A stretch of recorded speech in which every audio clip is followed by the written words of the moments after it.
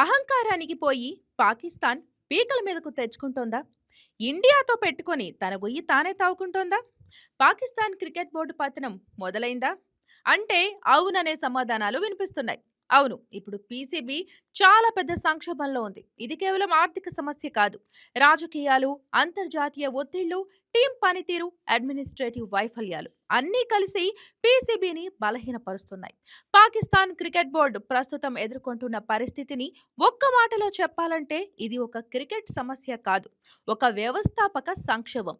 2025 నుంచి 2026 ఫిబ్రవరి వరకు జరిగిన సంఘటనలు పీసీబీని ఆర్థికంగా, రాజకీయంగా, అంతర్జాతీయంగా బలహీన స్థితిలో నిలబెట్టాయి. 2025లో పాకిస్తాన్ క్రికెట్ టీం పనితీరు అస్థిరంగా ఉంది. వన్డేల్లో 13 మ్యాచ్ల్లో 10 ఓడిపోయింది, 3 మాత్రమే గెలిచింది. టీ20లో కూడా ఆస్ట్రేలియా, న్యూజిలాండ్, సౌత్ ఆఫ్రికా వంటి టీమ్స్తో సిరీస్లలో భారీ ఓటములు. ఛాంపియన్స్ ట్రోఫీలో ముందుగానే ఎలిమినేట్ అయిపోయింది. ఆసియా కప్ 2025లో ఇండియాతో 3 మ్యాచ్ల్లోనూ ఓడిపోయింది. ఫైనల్లో కూడా ఓటమి పాలైంది. ఇక ట్రోఫీ స్వీకరణ సమయంలో Indian players, PCB chairman, ACC president Mohsin Naqvi చేతుల మీదుగా ట్రోఫీ తీసుకునేందుకు వెళ్లలేదు. హ్యాండ్ షేకులు కూడా రిజెక్ట్ చేశారు. ఇది నఖ్వీకి పర్సనల్ అవమానంగా మారింది. డిప్లొమాటిక్ గా చూస్తే ఇది చిన్న సంఘటన కావచ్చు, కానీ పాకిస్తాన్లో అది ఒక అవమానంగా మారింది.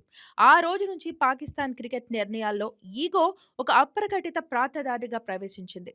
ఇక్కడి నుంచే అసలు సమస్య మొదలైంది. అప్పటి నుంచి పాకిస్తాన్ బోర్డు నుంచి వచ్చేవి క్రికెట్ నిర్ణయాల, రాజకీయ స్టేట్మెంట్ల అన్న సందేహాలు మొదలయ్యాయి. ప్రతి ఓటమి తర్వాత జట్టు కాదు, బోర్డు మాట్లాడుతోంది. ప్రతి వివాదం తర్వాత ఆటగాడు కాదు, ప్రభుత్వం స్పందిస్తోంది. పీసీబీ స్వతంత్ర సంస్థగా కాక ప్రభుత్వ శాఖలా కనిపించడం మొదలైంది. మరోవైపు ఆటగాళ్ల జెర్సీలు, సబ్ స్టాండర్డ్ అనే కరప్షన్ ఆరోపణలు ప్రపంచ దేశాల ముందు పాకిస్తాన్ను మరింత చులకనగా మార్చేశాయి. మరోవైపు ఐపీఎల్ నుంచి ముస్తఫిజుర్ రెహమాన్ ని రిమూవ్ చేయడం బంగ్లాదేశ్ కి ఆగ్రహం కలిగించింది. దీంతో Bangladesh cricket board security reasons చెప్పి టీ20 వరల్డ్ కప్ మ్యాచ్లను ఇండియా నుంచి శ్రీలంకకు షిఫ్ట్ చేయమని అడిగింది. దీనికి ఐసీసీ అంగీకరించలేదు. దీంతో బీసీబీని టోర్నమెంట్ నుంచి తొలగించి దాని స్థానంలో స్కాట్లాండ్ ని తీసుకొచ్చింది. పీసీబీ ఇది డబుల్ స్టాండర్డ్ అని ఆరోపించి బంగ్లాదేశ్ కు సపోర్ట్ చేసింది. పాకిస్తాన్ గవర్నమెంట్ ఫిబ్రవరి 15న ఇండియాతో మ్యాచ్ ను బాయ్కాట్ చేయాలని ఆర్డర్ ఇచ్చింది. పీసీబీ అంగీకరించింది కూడా. పాకిస్తాన్ టీం టోర్నమెంట్ లో ఉంటుంది, కానీ ఇండియాతో ఆడదు. ఇది కేవలం ఒక మ్యాచ్ బాయ్కాట్ కాదు, ఇది క్రికెట్ చరిత్రలో అస్తవ్యస్తంగా మారిన ఒక రాజకీయ యుద్ధం. ఇండియా పాకిస్తాన్ మ్యాచ్ అంటే క్రికెట్ ఫ్యాన్స్, ఐఫీస్ స్టేడియం అంతా ఒక ఫెస్టివల్ వైబ్ లో ఉంటుంది. బిలియన్ల మంది ఫ్యాన్స్, ట్రిలియన్ డాలర్ల బిజినెస్. కానీ ఇప్పుడు అది ఒక బాంబ్ లాగా పేలింది. ఇండియాతో మ్యాచ్ బాయ్కాట్ వల్ల ఐసీసీకి $500 మిలియన్ లాస్, పీసీబీకి 40 బిలియన్స్ పాకిస్తాన్ రూపాయలు నష్టం కలుగుతుంది. అలాగే ఐసీసీ షేర్ ప్రమాదంలో పడింది. ఇక ఇండియా బ్రాడ్కాస్టర్ జియో హాట్‌స్టార్ కూడా పాకిస్తాన్ పై కేసు వేసే అవకాశం ఉంది. పీసీబీ నెట్వర్త్ 450 నుంచి 580 కోట్ల మధ్య ఉంది.